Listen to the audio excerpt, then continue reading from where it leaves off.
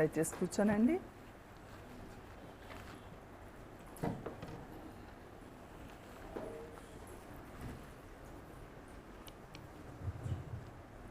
అందరికీ నా హృదయపూర్వక వందనాలు. సరే, దేవుని వాక్యంలో నుండి చూడండి. ప్రసంగి 5వ అధ్యాయము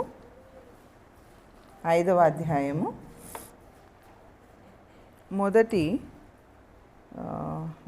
3 వచనాలు ఒకసారి చూసుకుందాం. నీవు దేవుని మందిరమునకు పోవునప్పుడు నీ ప్రవర్తన జాగ్రత్తగా చూచుకొనుము. బుద్ధిహీనులు అర్పించున్నట్లుగా బలి అర్పించుట కంటే సమీపించి ఆలకించుట శ్రేష్టము. వారు తెలియకే దుర్మార్గపు పనులు చేయుదురు. నీవు దేవుని సన్నిధిని అనాలోచనగా పలుకుటకు నీ హృదయమును త్వరపడనీయక నీ నోటిని కాచుకొము. దేవుడు ఆకాశమందున్నాడు, నీవు భూమి మీద ఉన్నావు. కావున నీ మాటలు కొద్దిగా ఉండవలెను. విస్తారమైన పనిపాట్ల వలన స్వప్నము పుట్టును. పెక్కు మాటలు పలుకువాడు బుద్ధిహీనుడగును. నీవు దేవునికి మొక్కుబడి చేసుకునే నెడల దానిని చెల్లించుటకు ఆలస్యము చేయకుము. బుద్ధిహీనుల యందు ఆయనకి ఇష్టం లేదు. సరే, ఇక్కడ మనం చూసినట్లయితే మనకి కొన్ని ఇంపార్టెంట్ పాయింట్స్ మనకి కనపడుతున్నాయి. ఫస్ట్ది మనం చూసినట్లయితే దేవుని మందిరానికి మనం వెళ్ళేటప్పుడు మనం ఏం చేయాలట? మన ప్రవర్తనను జాగ్రత్తగా చూచుకోవాలి. చాలాసార్లు దేవుని మందిరానికి మనం వెళ్ళేటప్పుడు మన ఇష్టానుసారంగా మనం వెళ్ళిపోతాం. మన ప్రవర్తన విషయంలో మనము సరైనటువంటి విధానం. ఇంగ్లీష్లో ఏమనుంది చూస్తారా? ఇంగ్లీష్లో అక్కడ ఏమనుంది? ప్రవర్తనను జాగ్రత్తగా చూచుకొనుము అనే మాట చూస్తారా?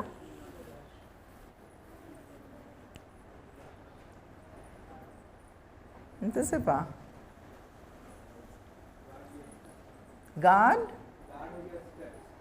God your steps. మన యొక్క అడుగులు ఏమో ఉండాలి? మన యొక్క స్టెప్స్, ప్రతి అడుగు కూడా అది చాలా జాగ్రత్తగా ఉండాలి. మన ప్రవర్తన జాగ్రత్తగా ఉండాలి. మన నోటి మాటలు జాగ్రత్తగా ఉండాలి. మన యొక్క హృదయ ధ్యానము జాగ్రత్తగా ఉండాలి. కాబట్టి దేవుని సన్నిధికి వచ్చేటప్పుడు సిద్ధపడి రావాలి. మాకు చిన్నప్పుడు నేర్పించేవాళ్ళు, ప్రార్థనకు వెళ్ళేటప్పుడు మన హృదయాన్ని జాగ్రత్తగా ప్రార్థనతో సిద్ధపరచుకొని దేవుని మందిరానికి వెళ్ళాలి. దేవుడు నాతో ఏమి మాట్లాడతాడు? ఈ దినాలలో మందిరానికి వచ్చేవారు దేవుడు నాతో ఏమి మాట్లాడతాడు అని సిద్ధపడి రావడము కంటే దేవుని బిడ్డలు ఏం మాట్లాడతారా అనుకుని వస్తారు. ఈరోజు అక్క ప్రసంగం చేస్తుందా లేదా అన్న ప్రసంగం చేస్తారా అని వస్తారు. లేకపోతే పక్కవారు ఏ డ్రెస్ వేసుకున్నారా చూద్దామని వచ్చేవాళ్ళు కొంతమంది ఉంటారు. ఇంకా యవన బిడ్డలు ఉంటే వాళ్ళ ఫ్రెండ్స్ ఎవరన్నా ఉంటే చూడడానికి వస్తూ ఉంటారు. వారితో స్నేహము కొరకు వస్తూ ఉంటారు. దేవుని మందిరానికి వచ్చేటప్పుడు మనం ఇవన్నీ చూస్తూ రాకూడదండి.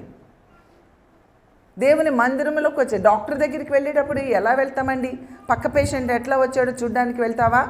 డాక్టర్ గారు ఏ బట్టలు వేసుకున్నారో చూడడానికి వెళ్తావా? డాక్టర్ గారు ఎంత చక్కగా అందంగా రెడీ అయ్యారో లేదో చూడడానికి వెళ్తామా? వెళ్ళము. డాక్టర్ దగ్గరికి ఎందుకు వెళ్తాము? మన యొక్క జబ్బు విషయము ఆయనతో మాట్లాడుకొని ఆయన మనకి ఎలాంటి ట్రీట్మెంట్ ఇస్తారో ఆ ట్రీట్మెంట్ని తీసుకొని ఆయన ఇచ్చే సలహాలను పాటించి మన యొక్క ఆరోగ్యాన్ని మెరుగుపరుచుకోవడానికి మనము డాక్టర్ దగ్గరికి, హాస్పిటల్కి వెళ్తాం. అలానే దేవుని మందిరానికి వచ్చేటప్పుడు కూడా అన్నిటినీ ప్రక్కన పెట్టేయాలి. ప్రతి ఒక్కరిని ప్రక్కన పెట్టాలి. బోధించుచున్న వారిని కూడా ప్రక్కన పెట్టాలి. బోధించుచున్న వారు కూడా వారిని ప్రక్కన పెట్టాలి. దేవుని భయము కలిగి వెళ్ళాలి. దేవుడు నాతో ఏం మాట్లాడతాడా? ఆధ్యాత్మికంగా నేను ఎక్కడ బలహీనంగా ఉన్నాను, ఏ జబ్బులో ఉన్నాను, ఏ అనారోగ్యంలో ఉన్నాను, ఏ వెలితిలో ఉన్నాను, ఆ వెలితిని ఎలాగ పూడ్చుకోవాలి, ఆ బలహీనతలో నుండి నేను ఎలా జయాన్ని పొందాలి, దేవుడు నాకు ఏ సలహాలు ఇస్తారు, ఆ సలహాలను నేను పాటించి నా యొక్క ఆధ్యాత్మికమైనటువంటి ఆ సిక్నెస్లో నుంచి నేను బయటికి రావాలి, లేదా అటు హీలింగ్లోనికి నేను రావాలి అనే ఆ దృక్పథంతోనే ఎంతమంది సిద్ధపడి దేవుని దగ్గరికి వస్తున్నారండి? ప్రార్థన చేసుకుని దేవుని సన్నిధికి వస్తున్నారా? ప్రభా, ఈ దినము నేను నీ మందిరములోనికి వెళ్తూ ఉన్నాను, నా ప్రవర్తనను నేను జాగ్రత్తగా కాపాడుకోవాలి, మీరు మాట్లాడే మాటలు అవి నా హృదయంలో పనిచేయాలి, వాటి ప్రకారము నేను జీవించాలి, ఆ సలహాలను నేను పాటించాలి, నన్ను నేను మెరుగుపరుచుకోవాలి, నన్ను నేను క్రీస్తు స్వారూప్యములోనికి మలచబడాలి, నన్ను నేను అలాగ సమర్పించుకోవాలి, నీ స్వారూప్యములోనికి నన్ను మలుచు ప్రభా. నా దృష్టి ఎవరి మీదకి వెళ్ళనివ్వద్దు, ఎవరి ప్రవర్తన మీదకి వెళ్ళనివ్వద్దు. నా ప్రవర్తనను నేను జాగ్రత్తగా కాపాడుకోవడానికి నువ్వు నాకు ఇంకా మెరుగైన సలహాలు ఏమిస్తావో, నాతో ఏమి మాట్లాడతావో మాట్లాడయ్యా, నేను సరి చేసుకుంటానయ్యా అని ప్రార్థన చేసుకొని వచ్చిన వారు ఎంతమంది ఉన్నారండి? ఉన్నారా? ఎవరైనా అలా ప్రార్థన చేసుకొని వచ్చారా? అలా ప్రార్థన చేసుకొని రాకపోతే మన మనస్సు వేరే వాళ్ళ మీదకి వెళ్ళిపోతుంది, మన మనస్సు బోధించే వారి మీదకి వెళ్ళిపోతుంది, మనకిష్టమైన అక్కో అన్నో ప్రసంగిస్తేనే వాటి మీదకి వెళ్తుంది. ఒకవేళ రేపు మన ఫెలోషిప్ తరపు నుంచి అన్నని అక్కని ఇంకొక చోటకి పంపించి మీకు ఇంకొక సేవకుడిని ఇక్కడికి వేసారనుకోండి, ఎంతమంది అంగీకరించగలరు? ఎంతమంది అంగీకరించగలరు? అన్న కోసం వస్తున్నారా, అక్క కోసం వస్తున్నారా? అలా రాకూడదు. మనం దేవుని మాటలు వినడానికి మన హృదయాన్ని సిద్ధపరచుకోవాలి, మన ప్రవర్తనను జాగ్రత్తగా కాపాడుకోవాలి. దేవుని మందిరానికి వచ్చేటప్పుడు జాగ్రత్తగా రావాలి, మనకిష్టం వచ్చినట్లుగా. ఈరోజు ఉదయం ఒక పాప ఇల్లు శుభ్రం పరుస్తూ ఉంది. ఆ పాపంది 10th పాస్ అయ్యింది అని విన్నాను. నాకు ఆశ్చర్యం అనిపించింది. అరే పాప 10th పాస్ అయ్యావు, చాలా ఆశ్చర్యం అనిపిస్తుంది నాకు. అయితే నిన్ను పలానా కోర్సు చేయిస్తాను పాప. వెంటనే నాకు ఆ కోర్సు వద్దు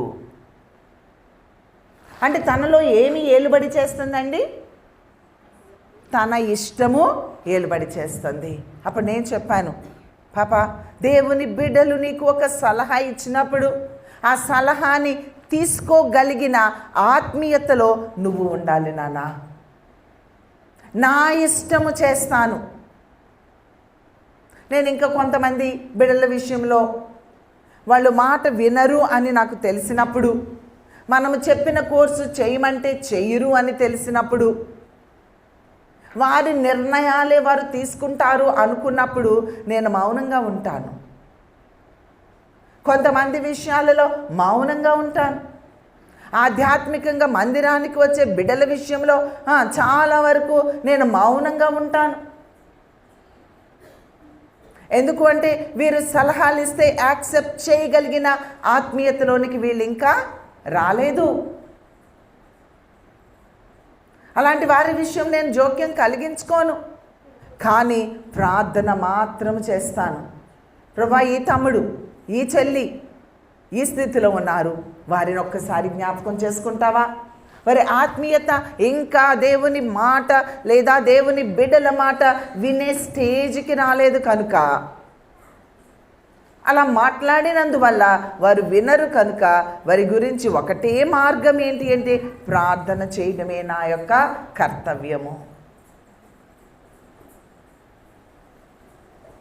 అలానే కొంతమంది విషయాలలో ఎడ్యుకేషన్ విషయంలో నా దగ్గర పెరుగుతున్నారు నా బిడ్డలు కనుక వాళ్ళు నష్టపోతూ ఉన్నా, ఒక్కొక్కసారి వాళ్ళకి సంవత్సరాలు వృధా అవుతున్నా వాళ్ళు నా మాట వినరు అనుకున్నప్పుడు మౌనంగా ఉంటాను, ప్రార్థన చేస్తాను. వారు మాట వినే మనసు వారికి దయచేయి. బలవంతంగా మనం చేస్తే దానివల్ల నష్టమే కానీ దానివల్ల లాభము ఉండదు. కాబట్టి ఏది బలవంతంగా సంఘం మీద రుద్దడము అనేది ఇట్స్ నాట్ రైట్. నీకు నీవుగా దేవుని యొక్క చిత్తానికి నువ్వేమవ్వాలి? విధేయత చూపించాలి. చాలామంది నూజివీడు మన హెడ్ క్వార్టర్స్కి మారు మనసు పొందడానికి దాదాపు అన్ని సెంటర్స్ నుంచి అక్కడికే వచ్చి మరి అక్కడ మందిరంలో ఉండి మారు మనసు పొందుతూ ఉంటారు. కొన్ని దినాలు అక్కడ మందిరంలో గడుపుతారు. అనేక మంది సేవకులు, బ్రతుకు మారిన ఆ సేవకులు, పరిశుద్ధ జీవితాన్ని కొనసాగిస్తూ ఉన్న సేవకులు అనేకులు వారితో మాట్లాడుతూ ఉంటారు. వారికి కొన్ని గైడెన్స్లు ఇస్తూ ఉంటారు. వారు వచ్చినప్పుడు నేను అడుగుతూ ఉంటా, నానా నువ్వు ఇష్టంగా వచ్చావా? స్థానికంగా ఉన్న సేవకులు నిన్ను బలవంతం చేస్తే వచ్చావా? నీ తల్లిదండ్రులు బలవంతం చేస్తే వచ్చావా? నీకు ఇష్టపూర్వకంగా వచ్చావా? నా బ్రతుకును నేను మార్చుకోవాలి. తప్పిపోయిన కుమారుడు నా బ్రతుకును మార్చుకోవాలి. తనకు ఒక అవగాహన, తనకు ఒక అండర్స్టాండింగ్. ఆ అండర్స్టాండింగ్లో ఏమవుతుంది అంటే విధేయత అనేది కనిపిస్తుంది. బలవంతంగా మీ బ్రతుకులు మార్చడము అది ఎవరి వల్ల కాదండి. ఇంక్లూడింగ్ గాడ్ కూడా ఆయన వెయిట్ చేస్తారు. ఆయన మన తండ్రి.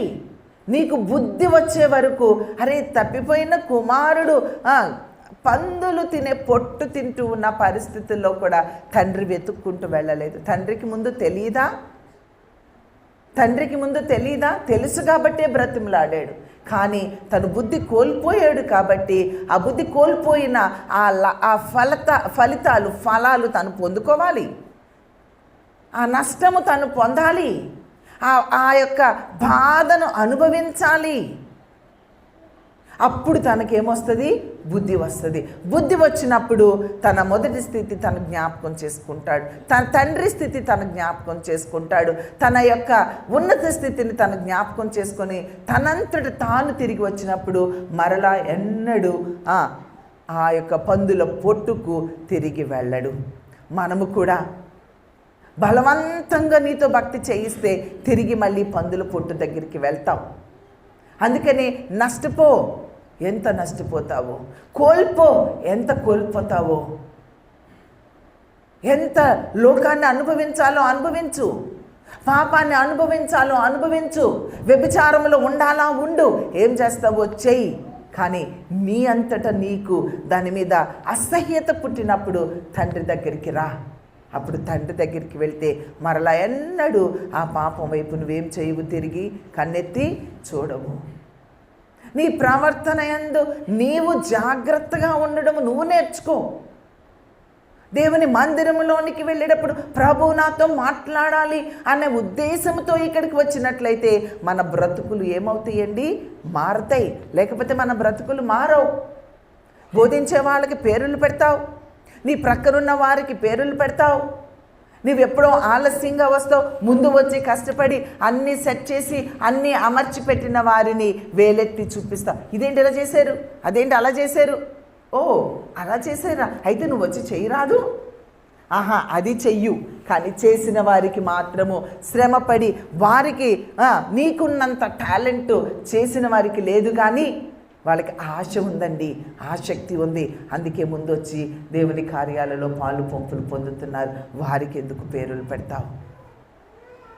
నీ ప్రవర్తన మీద నీ ఫోకస్ లేనంత వరకు ఎదుటి వారి వైపు వేలెత్తి చూపిస్తూ ఉంటావు. ప్రియ విశ్వాసి, అది మనకి ఎంత నష్టమో నీకేమైనా అర్థమవుతుందా? కాబట్టి మన ప్రవర్తనను మనం ఏం చేయాలి? దేవుని మందిరంకి వచ్చినప్పుడు జాగ్రత్తగా కాపాడుకోవాలి.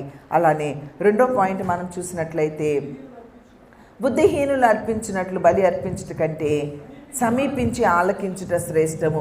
చాలామంది దేవుని మందిరానికి వచ్చినప్పుడు తొందరపడిపోతూ ఉంటారు అర్పణలు అర్పించాలి అని. అర్పణలు అర్పించాలి, దేవునికి ఏదో చేయాలి అని తొందరపాటు ఎక్కువగా ఉంటుంది. దేవుడికి నీ బలులు కాదండి కావాల్సింది. ఆయనకి ఏం కావాలి? ఆయనకి ఏం కావాలి?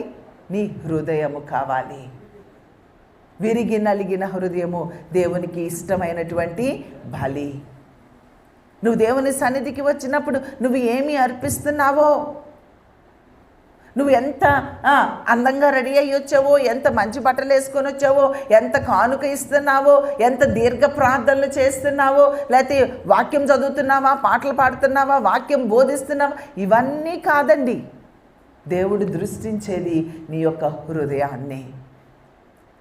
విరిగి నలిగిన హృదయము, దేవునికి దగ్గరున్న హృదయము, అది ఎలా ఉంటుందో తెలుసా? పాపులలో నేను ప్రధాన పాపిని. పౌలు అంటున్నాడు, ఒకప్పుడు హింసకుడను, హానికరుడను, దోషకుడను, ఎలాంటి భయంకరమైన స్థితిలో ఉన్నా నేను ఈ దినమున మాట్లాడుతూ ఉన్నాడు. ఎంత అందరినీ తలలు లేపేస్తూ వెళ్ళిపోయి పౌరుషంగా ధర్మశాస్త్రము కొరకు బ్రతికినటువంటి ఈ పౌలు ఏం చేస్తున్నాడంటే, నేను పాపులలో ప్రధాన, ధర్మశాస్త్రానుసారంగా నడుస్తున్నవాడు. తండ్రి యొక్క వెలుగులోనికి, ఆయన ముఖ కాంతిలోనికి వెళ్ళినప్పుడు ఆయనకి అర్థమవుతుంది, నేను ఎంత ఘోర పాపిని, నేను ఘోర పాపి. నేనే ఉన్నానండి, నేను మీ అందరికంటే ఘోరమైన పాపిని అని నేను అనుకున్నాను అనుకోండి. అనుకుంటే మీలో ఎవరైనా తప్పుడోళ్ళలాగా నాకు కనిపిస్తారా? మిమ్మల్ని ఎప్పుడైనా ఏంటి ఇలా చేసావని అనగలుగుతానా? ఎందుకు? మీకంటే నేనే పాపిని అని నాకు అర్థమవుతూ ఉన్నప్పుడు మీ పాపాలు నాకేమి కనిపిస్తాయండి?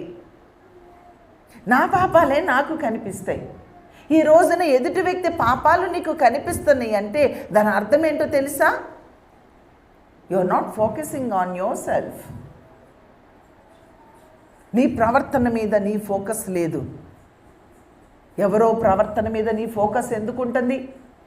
ఎవరో ప్రవర్తనను ఎందుకు చూస్తున్నావు? అదే పెద్ద పాపమని నీకు అర్థమవుతుందా? ఎవరి ప్రవర్తనో ఏలెత్తి చూపించడమే అన్నిటికంటే గొప్ప పాపము. దయచేసి ఎవరి ప్రవర్తనను ఏలెత్తి చూపించవలసిన అవసరత మనకి లేదు. ఇందాక ఒక పాప ఏదో బ్లాక్ బ్యాండ్ ఒకటి చేతికి పెట్టుకొని వచ్చింది. ఆ పాప వస్తూ ఉన్నప్పుడు చూశాను, అరే నా దగ్గర ఉంటున్న బిడ్డ ఎన్నోసార్లు పెట్టుకోవద్దని చెప్పినటువంటి సరిచేసినటువంటి సందర్భాలు, అందులో మందిరానికి వస్తూ ఆ బ్లాక్ బ్యాండ్ ఎందుకు చేతికి పెట్టుకుంది? తీసేస్తే బాగుంటుంది అని అనిపించింది. ఒకప్పుడు అలానే సరిచేస్తూ ఉండేదాన్ని. నేను దాని గురించి ఆలోచిస్తూ ఉన్నాను. సరే, ప్రార్థన అయ్యాక ఆ పాపకి చెప్తాను, అమ్మా అలా పెట్టుకోవద్దని చాలాసార్లు చెప్పాను, పెట్టుకోకుండా ఉంటే మంచిది. పెట్టుకునే మనస్సు, పెట్టుకోకూడదు అనే మనసు వచ్చే వరకు పెట్టుకోకూడదు అనే మనసు వచ్చిన తర్వాత దాన్ని నువ్వు తీసివేసేయి. ఎందుకు అంటే ఆ మనసు, ఇందాక చెప్పాను కదా, ఆ మనస్సు రాకుండా ఆ బిడ్డని తీయిస్తే మరలా పెట్టుకుంటారు. ఆ మనసు పోగొట్టేది ఎవరు? నా మాటలు పోగొడతాయా? మీ మాటలు పోగొడతాయా? ఎవరి మాటలు పోగొడతాయండి? దేవుడు జోక్యం కలిగించుకుంటేనే ఆ బిడ్డ ఆ ప్రవర్తన నుండి బయటకు వస్తుంది. అప్పుడు నేను చేయవలసింది ఏంటి అంటే, ఆ బిడ్డని కోప్పడడం కంటే, గద్దించడం కంటే ఆ బిడ్డ కొరకు ప్రార్థన చేయడము. ప్రభువా, ఆ బిడ్డ విషయంలో జోక్యం కలిగించుకో. నీకు ఇష్టమైనయే ఆ బిడ్డకి ఇష్టం అవ్వాలి, నీకు ఇష్టమయ్యే నాకు ఇష్టం అవ్వాలి, నీకు ఇష్టమైనయే సంఘానికి ఇష్టం అవ్వాలి. కాబట్టి అటు అవగాహనలోనికి ముందు నన్ను నడిపించు, నాతో పాటు అనేకులను నడిపించు అని ప్రార్థన చేయడం అది ఉత్తమమైన మార్గము. ఎవరిని బాధ పెట్టకుండా, ఎవరిని ఇబ్బంది పెట్టుకోకుండా వారు సంతోషంగా సమాధానంగా దేవుని సన్నిధికి వచ్చి వాక్యము విని, వాక్యానికి చోటు ఇచ్చి, వాక్యము ద్వారా వారు మార్పు నొందగలిగే ఆ యొక్క ఆ యాక్సెస్ని మనము కల్పించినట్లయితే అది మంచిది అని నాకు అనిపిస్తూ ఉంది. కాబట్టి విరిగి నలిగిన హృదయము దేవునికి ఇష్టమైన బలి. ఆయన ఏమి కోరుకుంటున్నాడు? దీనత్వాన్ని కోరుకుంటున్నాడు.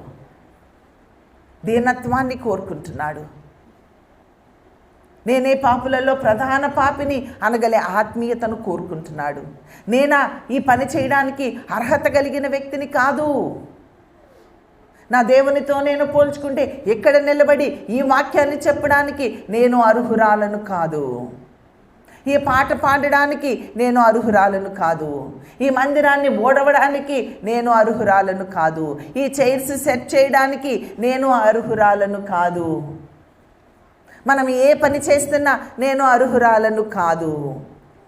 వెనకాలే అలాగా ఒదిగి వెనకాల ఉంటూ, అయ్యో నేను అర్హత లేని వ్యక్తిని అనుకుంటూ, అరే దేవుని పని చేయాలి అని ఆశతో అలాగ ఒదిగి ఆయన పనులు చేస్తూ ఉన్నట్లయితే అబ్బా, అది మనకి ఎంత ఆశీర్వాదకరంగా ఉంటుందండి.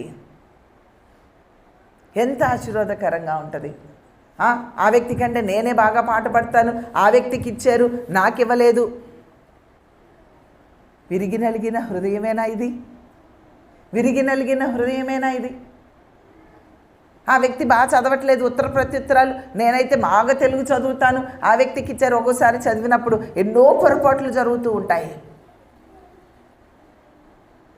నేను బాగా చదువుతాను, నన్ను పిలవరు అనుకుంటే నో, అది విరిగి నలిగిన హృదయము కాదు. నాకే ప్రసంగం ఇవ్వాలి, ఎప్పుడు సాగర్ గారే చెప్తారు, నాకేం ప్రసంగం ఇవ్వలేదు అనుకుంటా కూర్చున్నాను అనుకోండి, అది విరిగి నలిగిన హృదయమేనా? విరిగి నలిగిన హృదయము కాదు. దయచేసి దీనత్వము అనే దానిని మన స్వంతం చేసుకోవాలి. మొట్టమొదటిది మనం చూసినట్లయితే మన ప్రవర్తనను ఏం చేయాలి? జాగ్రత్తగా. మందిరానికి వెళ్తున్నాము, యేసయ్య దగ్గరికి వెళ్తున్నాము, ఒక మినిస్టర్ని కలవడానికి నువ్వు ఎలా వెళ్తావు? ఏ మాటలు మాట్లాడాలనుకొని వెళ్తావు? ఒక డాక్టర్ని కలవాలంటే ఎలా వెళ్తావు? ఒక ఉన్నత అధికారిని కలవాలంటే వెళ్తావు? అందరికీ, రాజులకు రాజు, ప్రభువులకు ప్రభు అయిన యేసు దగ్గరికి వచ్చేటప్పుడు ఎంత జాగ్రత్తగా మనం రావాలి అనే విషయాన్ని అర్థం చేసుకుందాము. అలానే ఆయన మనము ఏంటది బలులు అర్పించేయాలి, ఏదో చేసేయాలి, అది కాదు. ఆయనకి ఇష్టమైంది విరిగి నలిగిన హృదయము. ఆ విరిగి నలిగిన హృదయాన్ని ఆయనకు అర్పించాలి. అక్కడ ఆలకించుట శ్రేష్టం. ఏం చేయటం శ్రేష్టము? ఆలకించుట శ్రేష్టం. ఎంతమందికి ఆలకించే మనసు ఉందండి? మాట వినే మనసు ఉంటుందండి? తొందరపడి బోధించాలి, తొందరపడి ఏదో చేయాలి, తొందరపడి ఏదో బలులు అర్పించాలి అనే ఆతృతే తప్ప మనకి మాట మెల్లగా కూర్చొని విందాము, నా హృదయాన్ని సరిచేసుకుందాము, మాట విందాము అనే మనస్సులో ఎవరు ఈ దినాలలో కనిపించడం లేదు. కాబట్టి నాకు నేను, నీకు నీవు, మరి ఆలకించుట శ్రేష్టము అని అంటూ ఉండగా ఆలకించేవారిగా మనము ఉండాలి. లేదు, యెషయా అంటూ ఉన్నాడు, అయ్యో యేసుప్రభు ఎవరిని పంపాలా అన్నప్పుడు అక్కడేమన్నాడు? ఆలకించుట శ్రేష్టమని ఇక్కడ వాక్యంలో చెప్పారు కదండి, నేను ఆలకిస్తానండి, నేను వెళ్ళనండి. అలా మాట్లాడకూడదు. దేవుని ఆత్మ ఉన్నప్పుడు ఆ రెండిటికి వ్యత్యాసాన్ని దేవుడు మనకు అవగాహన చేస్తాడు. కొంతమంది దేవుని పనికి ముందుకు రారు. యెషయాలాగా ఎవరిని పంపాలంటే నేనున్నాను, నన్ను పంపుము అని సిద్ధపడిన అనుభవాలలో ఉండరు. సిద్ధపడిన దేవుని కొరకు సిద్ధపాటు ఉండదు. దేవుని కొరకు అడుగులు ముందుకు వేసేవారుగా ఉండరు. దేవుని కొరకు లూదియా గనక తన వ్యాపారాన్ని మూసేసుకొని ఆయన దేవుని శిష్యులు వచ్చినప్పుడు అన్నిటినీ మూసుకొని వాళ్ళ వెనకాలే ఉండి పరిచర్య చేసుకుంటూ దేవుని పనిని చేస్తున్నట్లుగా అనేక మంది ఉండరు. వారు వారి ఉద్యోగాలు, వారు వారి కుటుంబాలు, వారు వారి బిడ్డలు, అంతవరకే తప్ప దేవుని పనికి వారు ముందుకు రారు. జాగ్రత్త, దేవుడు నిన్ను లెక్క అడుగుతూ ఉంటాడు. ఒక దినము రాబోతూ ఉంది, ఆ దినమున దేవుడు నిన్ను లెక్క అడుగుతాడు. నిన్ను రక్షించాను, నువ్వేం చేసావయ్యా? అనుకూలతల్లో చేయడము కాదండి, ప్రతికూలతల్లో దేవుని కొరకు నిలవబడము అనేది ఇట్స్ వెరీ వెరీ ఇంపార్టెంట్. కాబట్టి మన పరిస్థితులను పక్కకు పెట్టుకొని, మన అవసరతలను పక్కన పెట్టుకొని, మన కుటుంబాలను ప్రక్కన పెట్టుకొని, మన బిడ్డలను ప్రక్కన పెట్టుకొని, మన భార్యలను ప్రక్కన పెట్టి, మన భర్తలను ప్రక్కన పెట్టి దేవుని పనికి కొరకు అక్కడ అవసరత ఉన్నప్పుడు పరుగులెత్తడము అనేది ఇట్స్ వెరీ ఇంపార్టెంట్. అలాంటి యెషయాలాగా నేనున్నాను, నన్ను పంపుము అనే సేవకులు, అనే విశ్వాసులను, అనే దేవుని బిడ్డలను తయారు చేయడము అనేది మన సహవాసం యొక్క ముఖ్య లక్షణము. అలాంటి వ్యక్తులుగా తయారవ్వాలని మిమ్మల్ని వినయపూర్వకంగా బ్రతిమలాడుకొనుచు ఉన్నాను. అలానే మరి బలి అర్పించడానికి ఆతురత పడొద్దు, అలా అని బలులు అర్పించొద్దు అని కాదు.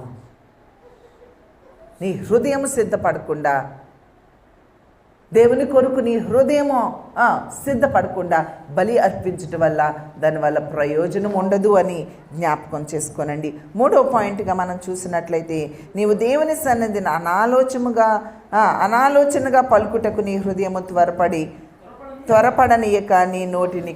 చాలామంది దేవుని సన్నిధిలోకి వచ్చి వారి ప్రార్థనలో కానీ వారి బోధలో కానీ వారు ఏం చేస్తారంటే విస్తారమైన మాటలు. విస్తారమైన మాటల్లో దోషం ఉంటుంది. లిమిట్గా ఉండాలి, జాగ్రత్తగా ఉండాలి, చేసేవే మాట్లాడాలి, చేయగలిగేయే దేవుని దగ్గర మనం ఏం చేయాలి, ప్రామిస్ చేసుకోవాలి. ప్రామిస్ చేశాక దానిని చెల్లించుకోగలిగినటువంటి ఆ పరిస్థితుల్లోనికి మనము వెళ్ళగలిగి ఉండాలి. ఏదో కష్టం వచ్చిందని దేవుడా నువ్వు నాకు ఇది తీసేస్తే నేను ఇది చేస్తాను. నిజంగా చేస్తావా? ఆ కష్టం పోగానే దేవుని మర్చిపోతావు, దేవుడి దగ్గర నువ్వు మొక్కుకున్నాయి మర్చిపోతావు. ఎంత త్వరపడి మాట్లాడేస్తావు, త్వరపడి మొక్కేసుకుంటావు, త్వరపడి ప్రార్థన చేసేస్తావు, త్వరపడి నిర్ణయాలు తీసేసుకుంటావు. దానివల్ల అప్పటికి బెనిఫిట్ కలుగుతుంది, కానీ దీనికి మించిన నువ్వు ఏదైతే విత్తుతావో దాన్నే కోసుకునే రోజు వస్తుందని ఆ ఆలోచన లేకుండా ఉంటావు. మనం ఏది విత్తితే అదే కోసుకుంటాం. నీవు దేవునితో చేసిన నిబంధన, మనుషులతో చేసిన నిబంధనకు కట్టుబడి ఉండవలసిన వారమై ఉన్నామండి. మనం రక్షణ పొందిన దినాలలో దేవునితో కొన్ని నిబంధనలు చేస్తాం. నాకు తెలిసి ఒక అన్న, నేను చాలా చిన్నపిల్లని అన్నాడు, అసలు వాళ్ళన్న సహవాసంలో నుంచి బయటికి వెళ్ళిపోయారు. ఆయన అన్నాడు, నేను ఈ సహవాసంలో నుంచి బయటికి వెళ్ళిపోతే నాకు కుష్టి వచ్చేయాలిగాక అన్నాడు. అంటే దాని అర్థం ఎప్పటికీ నేను ఈ సహవాసం నుంచి బయటకు వెళ్ళను అని నిబంధన చేసుకున్నాడు. అన్న కొన్ని సంవత్సరాలకో కొన్ని నెలలకో బయటికి వెళ్ళిపోయాడు. తనకి శరీర సంబంధమైన కుస్తేమీ రాలేదు, తను ఇంకా సేవ చేస్తూనే ఉన్నాడు. కానీ తనకు ఆత్మీయ కుష్టి కదా. దేవుడికి మాట ఇచ్చి ఆ మాట నిలబెట్టుకోకుండా ఉండడము ఆత్మీయ కుష్టే కదండి. ఆదాము అవ్వలేనటువంటి వారు అరే ఈ పండు తింటే మీరు చనిపోతారు అన్నారు. చనిపోయారా? చనిపోలేదు. కానీ వారు ఎలా చనిపోయారు? ఆధ్యాత్మికంగా చనిపోయారు. విశ్వాసులమైనటువంటి మనము మన కష్టకాలములో, లేకపోతే మన సుఖములో, మన సౌఖ్యములో మనకు కొన్ని నిబంధనలు చేసుకుంటాము. దేవునితో చేసుకున్న నిబంధనను మనం ఎన్నడూ కూడా ఏమి చేయకూడదు, మీరకూడదు. కొన్నిసార్లు వారి తల్లిదండ్రులు నిబంధన చేస్తారు. నీవు బిడ్డగా ఆ నిబంధన నీకు తెలిసినట్లయితే ఆ తల్లిదండ్రుల యొక్క నిబంధనను నువ్వేం చేయాలంటే పోషించే కొడుకుగా, పోషించే కూతురుగా, పోషించే భార్యగా, పోషించే భర్తగా మనము ఉండాలి. దేవునితో చేసుకున్న నిబంధనలను రెస్పెక్ట్ చేయాలి. ఆ మొక్కుబడులను మనం ఏం చేయాలి? చెల్లించాలి, అవి తీర్చాలి. కాబట్టి ఇక్కడ మనతో 4వ వచనంలో కనిపిస్తూ ఉంది, దేవునికి మొక్కుబడి చేసుకుని నేను దానిని చెల్లించుటకు ఆలస్యం చేయొద్దు. నువ్వు నిర్ణయం తీసుకుని నీవు మొక్కుబడి చేసుకునే ముందు జాగ్రత్తగా మొక్కుబడి చెయ్యి. ప్రార్థన చేసేటప్పుడు విస్తారమైన మాటలతో ప్రార్థన చేయక్కర్లేదు. చక్కని ప్రార్థన. దావీదు అంటాడు, నా ప్రార్థనను సిద్ధము చేసి ప్రార్థిస్తున్నాను. సిద్ధపడి ప్రార్థన చేస్తున్నాడు, సిద్ధపడి దేవుని సన్నిధిలో కనిపెడుతూ ఉన్నాడు. చాలాసార్లు కష్టంలో ఉన్నప్పుడు ఏదేదో ప్రార్థన చేసేస్తాం, సంతోషంలో ఉన్నప్పుడు ఏదేదో మాట్లాడేస్తూ ఉంటాం. కానీ దేవుని వాక్యం ఏం చెప్తుంది అంటే నీ నోటి మాటలు కూడా జాగ్రత్తగా మాట్లాడాలి. ఈ దినాలలో మన ప్రార్థన, మన ప్రవర్తన, మన బలి, మన ప్రార్థన, మన మొక్కుబడులు, ఈ 4 విషయాలలో మనం జాగ్రత్తగా ఉండాలి. నేను ఎక్కువ సమయం తీసుకోకూడదు అనుకొని నేను విస్తారంగా ఎక్స్ప్లెయిన్ చేయలేదు. కానీ ఈ విషయాలలో నీకు భక్తి చేస్తూ ఉన్న వ్యక్తివే కాబట్టి, నీకు అవగాహన కలిగిన వ్యక్తివి కాబట్టి, ఇలాంటి ఎన్నో ప్రసంగాలు నువ్వు విన్నావు కాబట్టి, వీటన్నిటిని బట్టి ఒక్కసారి లోతుగా నీ హృదయాన్ని పరిశీలన చేసుకో. మన ప్రవర్తన అంతటి యందు ఎవరి అధికారానికి ఒప్పుకోవాలట? దేవుని అధికారానికి ఒప్పుకోమని దేవుని వాక్యం సెలవిస్తూ ఉంది. దేవుని చిత్తానికి, దేవుని మాట వినడానికి, దేవునికి అంగీకారమైనది చేయడానికి. చిన్న బిడ్డలు ఉన్నారు. చిన్న బిడ్డలు వాళ్ళ సొంత నిర్ణయాలు తీసుకోగలుగుతారా? వాళ్ళకి ఎవరు గైడ్ చేస్తారు? ఏంటో అర్థం కాలేదా మీకు? మీకు బిడ్డలు ఉన్నారా? ఎవరు గైడ్ చేస్తారు? శాంత నీ పిల్లల్ని ఇప్పుడు నువ్వే నీ నిర్ణయం తీసుకో అని చెప్పేస్తావా? శాంత చెప్పవు కదా. సురేష్ అంతే చెప్తావా నీ బిడ్డకి? ఎందుకు చెప్పవు? ఎందుకు నీ మాట వినమని ఎందుకు చెప్తావు? ఎందుకు చెప్తావు? నీ బిడ్డ కంటే నీవు మెచ్యూర్డ్గా ఉన్నావు. అలానే ఆధ్యాత్మికంగా నీకంటే నీ సేవకులు మెచ్యూరా కాదా? స్పిరిచువల్గా చెప్పండి, మెచ్యూరా కాదా? మెచ్యూర్ కాకపోతే దేవుడు వారిని ఎన్నుకుంటాడా? ఎన్నుకోడు కదా. ఏదో ఒక హారము చేత దేవుడు ఆకర్షించుకోవడాన్ని బట్టి దేవుడి యొక్క నిర్ణయాలు ఎప్పుడు తప్పుండవు. దేవుడు ఎన్నుకున్నాడు, వారిని నీకు దేవుని బిడ్డలుగా నీకు ఇచ్చారు. అప్పుడు వారి మాట నువ్వు వినడం అది నీకు శ్రేష్టమా కాదా? శ్రేష్టము. కానీ నువ్వు కూడా స్పిరిచువల్ మెచ్యూరిటీలోనికి వచ్చింది. నా కూతురుకు లేకపోతే నీ కొడుకుకు వివాహం చేసేసిన తర్వాత కూడా ప్రతి చిన్నదానికి వెళ్ళి నాన్న ఏం బట్టలు వేసుకోను అంటే ఏమంటావు? నాన్న ఇదిగో షాప్ దగ్గరికి వెళ్ళనా వద్దా అంటే ఏమంటారు? అరే నువ్వు పెళ్ళైపోయింది, నీకు కూడా బిడ్డలు ఉన్నారు, నువ్వు కూడా నీ కుటుంబాన్ని లాగిస్తూ ఉన్నావు, దాన్ని నడిపిస్తూ ఉన్నావు, అంత చిన్న చిన్న ఈ డెసిషన్స్ నువ్వు తీసుకోగలవు నాన్న. You are mature enough. స్పిరిచువల్గా కూడా అంతే. కొంతవరకు బిడ్డలను స్పిరిచువల్గా ఆధ్యాత్మికంగా వారిని గైడ్ చేస్తూ ఉంటారు బిడ్డలు. వారి యొక్క తల్లిదండ్రులు వారి బిడ్డల్ని అలా గైడ్ చేస్తూ ఉంటారు.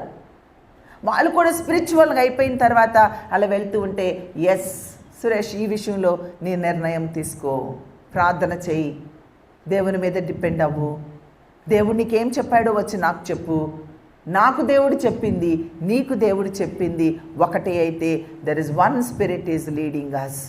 దేవుని ఆత్మ మనల్ని లీడ్ చేస్తుంది. లేదు నాకు దేవుడు ఒకటి చెప్పి నీకు దేవుడు మరొకటి చెప్పాడు అనుకో, ఇక్కడ ఇద్దరిలో ఒకరికి ఏ ఆత్మ ఏలుబడి చేస్తుంది, ఇంకా you are not mature enough spiritually. అందుకనే నీకు వేరే ఆత్మ పనిచేస్తుంది. అప్పుడు ఏం చేస్తున్నా, అయ్యా నీ మాటే వింటాను, అన్నా నీ మాటే వింటాను.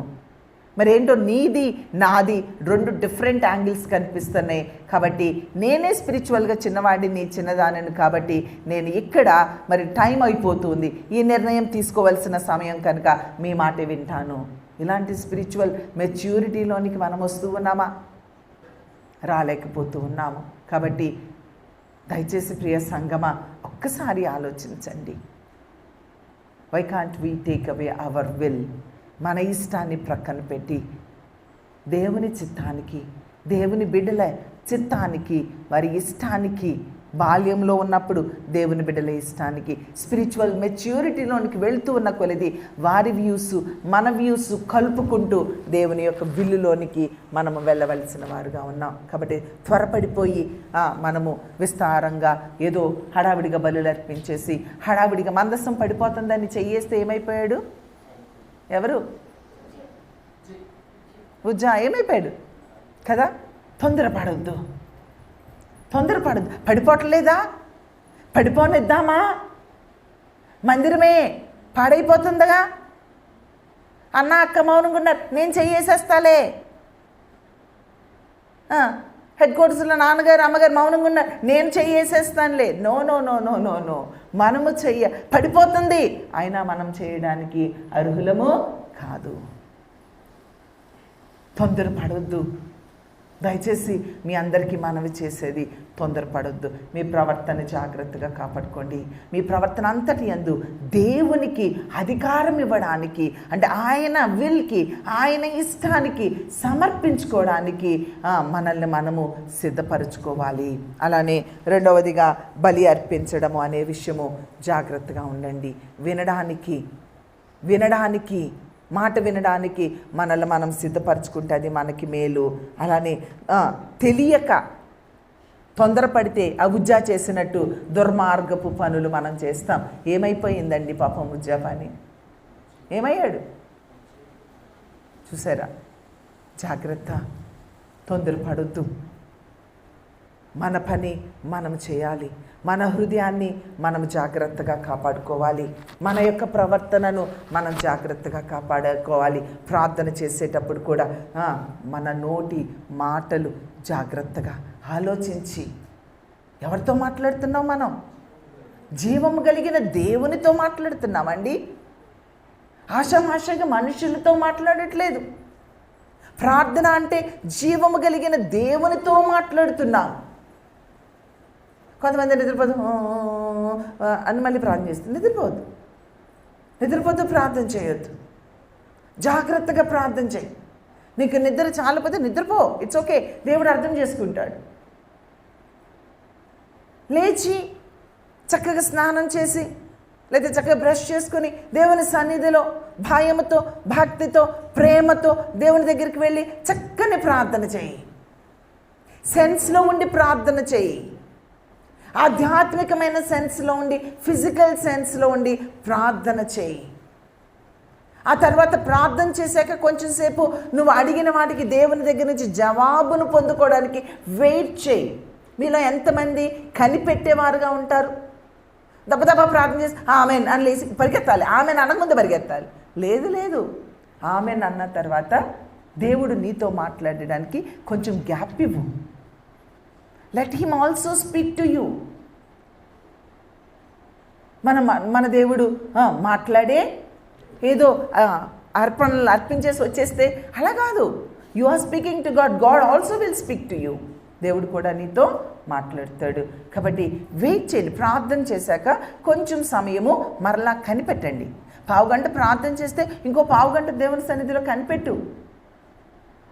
శరీర ఆత్మ ప్రాణములను ఒక చోట కూర్చుకొని లిసన్ టు గాడ్స్ వాయిస్. ఆయన స్వరము వినే అనుభవం ఎంతమందికి ఉంది? నీ కోరికలు, నీ ఆశలు, నీ ఇచ్చలు దబదబ అడిగేసేసి ఇచ్చే అబ్బో హడావిడిగా ప్రార్థన చేసి దేవుడా ఇచ్చే అని చెప్పేసి అయిపోయింది ఆ ప్రార్థన. అలా ప్రార్థన చేయకూడదు. దయచేసి ఆలోచన చేయండి. ఈ వాక్యాన్ని మళ్ళీ చదువుకోండి, మళ్ళీ ఆలోచన చేసుకొని దాని ప్రకారము జీవించాలి. అలాగా ఎంత జాగ్రత్తగా దేవుని సన్నిధికి వెళ్ళి ప్రవర్తన కాపాడుకోవాలి. మన బలుల విషయంలో జాగ్రత్తగా ఉండాలి, మన మొక్కుబడుల విషయంలో జాగ్రత్తగా ఉండాలి, మొక్కుకున్నవి చెల్లించే విషయంలో జాగ్రత్తగా ఉండాలి, వినడం విషయంలో జాగ్రత్తగా ఉండాలి, మన ప్రార్థన విషయంలో, మన నోటి మాటల విషయంలో జాగ్రత్తగా ఉండాలి. మరి భక్తులం అనుకుంటూ, భక్తి చేస్తున్నాం అనుకుంటూ ఈ విషయాలన్నీ జాగ్రత్త వహించకుండా మన ఇష్టానుసారంగా మనం ఉండడం వల్ల మనకి నష్టము కలుగుతుంది. నష్టం అంటే దేవుడేమి శాపాలు ఇచ్చాడు, మనం విత్తుకున్నది మనము కోసుకుంటాము. ఎందుకు కోసుకుంటున్నామా అంటే మనం మర్చిపోతాం, మనమే విత్తుకున్నాము. కాబట్టి జాగ్రత్త, ఏది విత్తుతున్నావో జాగ్రత్తగా విత్తు, దాని ఫలాన్ని కోసుకుంటావు. చిన్న ప్రార్థన చేసుకుందామా? దయచేసి తలలు వంచి మీ అందరినీ చిన్న ప్రార్థన చేయాలి, దేవునితో మాట్లాడాలి అని కోరుకుంటూ ఉన్నాను. మరి ఎలాగ దేవుని సన్నిధికి వచ్చేటప్పుడు నీ ప్రవర్తన ఎలా ఉంటుందో ఒక్కసారి ఆలోచిస్తావా? మరి ఎంతకాలముగా నువ్వు దేవునికి ఏ మొక్కుబళ్ళు చేసుకున్నావో మొక్కుబళ్ళ విషయంలో వాటన్నింటినీ చెల్లించే ఆలస్యం చేయక త్వరపడి చెల్లించమనుంది. కాబట్టి మొక్కుబళ్ళ విషయంలో జాగ్రత్తగా ఉంటావా? ఒక్కసారి నీ నోటి మాటల విషయం ఒకసారి ఆలోచన చేస్తావా?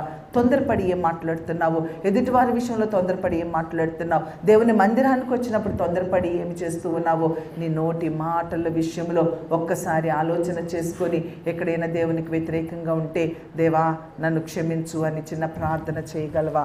సురేష్ మనల్ని ప్రార్థనలో లీడ్ చేస్తాడు. ప్రార్థన చేసుకుందాం.